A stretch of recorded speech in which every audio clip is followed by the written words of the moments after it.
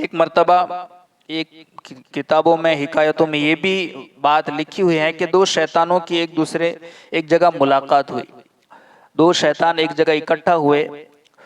ایک شیطان بڑا دبلا پتلا اور کمزور تھا، دوسرے کی حالت بڑا موٹا تازہ فربا، کپڑے بھی اچھے، جوتے بھی اچھے پہنے ہوئے، بال بھی سنورے ہوئے تھے.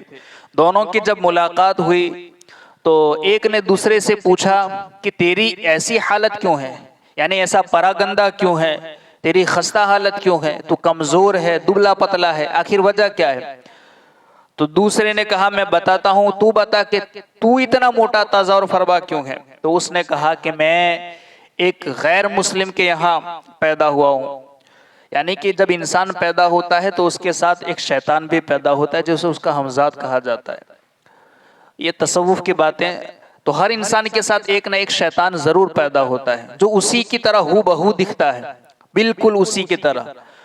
تو وہ جو دو شیطان ملے تھے، اس نے کہا کہ میں جہاں پیدا ہوا ہوں میں ایک غیر مسلم کے یہاں پیدا ہوا، اور میں جس کے ساتھ پیدا ہوا ہوں وہ ہر کام کرتا ہے تو بسم اللہ نہیں پڑھتا، وہ کھانا بھی کھاتا ہے تو بغیر بسم اللہ پڑھے کھاتا ہے تو وہ کھانا میں استعمال کر لیتا ہوں، وہ کپڑے بھی پہنتا ہے تو بغیر بسم اللہ پڑھے پڑھتا ہے تو میں پہن لیتا ہوں، وہ جو چیزیں استعمال کرتا ہے وہ ساری چیزیں میں استعمال کر لیتا ہوں. اسی لیے تو میرے بدن پر اور میرے اس وجود پر یہ رونق دیکھ رہا ہے جو موٹا تازہ اور فربا، اس لیے میں تجھے نظر آ رہا ہوں.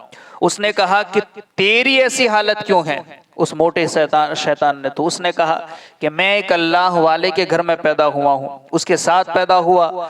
اب وہ ہر کام کرنے سے پہلے اللہ کا نام لیتا ہے، بسم اللہ پڑھتا ہے. وہ کھانا بھی کھاتا ہے تو اللہ کا نام لے کر کھاتا ہے، تو میں کھانا کھانے سے رک جاتا ہوں، باز رہتا ہوں. کپڑے بھی پہنتا ہے تو اللہ کا نام لیتا ہے، وہ ٹوپی بھی پہنتا ہے تو اللہ کا نام لیتا ہے، وہ تیل بھی سر میں لگاتا ہے تو اللہ کا نام لیتا ہے. وہ کوئی بھی نیک کام کرتا ہے تو اللہ کا نام لے کر کرتا ہے، تو وہ چیزیں میں استعمال نہیں کر پاتا.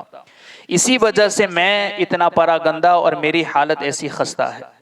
تو پتہ کیا چلا کہ ہم میں سے ہر شخص جانتا ہے کہ ہمارے ساتھ پیدا ہونے والا شیطان تو ہے، کیا ہم نے اس کو موٹا تازہ کیا ہے یا اس کو کمزور بنایا ہے؟ یا آپ میں سے ہر شخص بہتر جانتا ہے.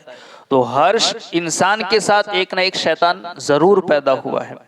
اللہ کے رسول صلی اللہ تعالیٰ علیہ وسلم سے صحابہ نے پوچھا کیا رسول اللہ صلی اللہ تعالیٰ علیہ وسلم کیا آپ کے ساتھ بھی شیطان پیدا ہوا؟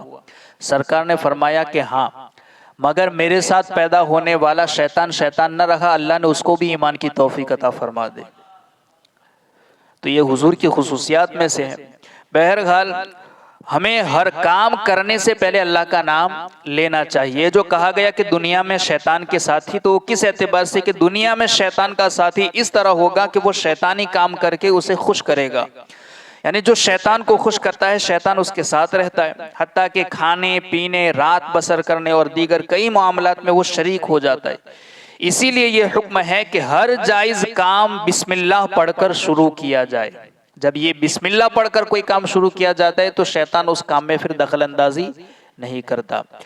بسم اللہ پڑھ کر شروع کیا جائے تاکہ شیطان کے لیے روک ہو، اور آخرت میں شیطان کا ساتھی ہونا یوں ہوگا کہ وہ ایک شیطان کے ساتھ آتشی زنجیر میں جکڑا ہوا ہوگا. تو کہا نا وَمَن يَكُنِ الشَّيْطَانُ لَهُ قَرِينًا فَسَاءَ قَرِينًا، اور جس کا ساتھی شیطان بن جائے تو کتنا برا ساتھی ہو گیا.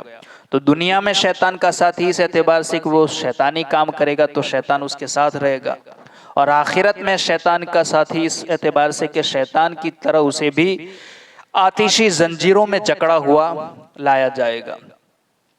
یہ وعید خاص گناہوں کے ذریعے شیطان کا ساتھی بننے والے کے بارے میں ہے، اور جس کا ساتھی شیطان ہو وہ اپنے انجام پر خود ہی غور کر لے کہ کیسا ہوگا.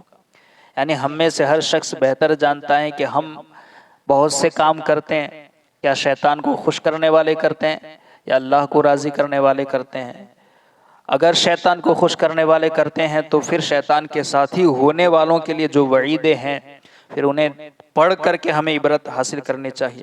اور واقعی میں اگر ہم اللہ اور اس کے رسول کی رضا کے لیے کام کرتے ہیں تو پھر ہمارے وارے نہیں آ رہے ہیں.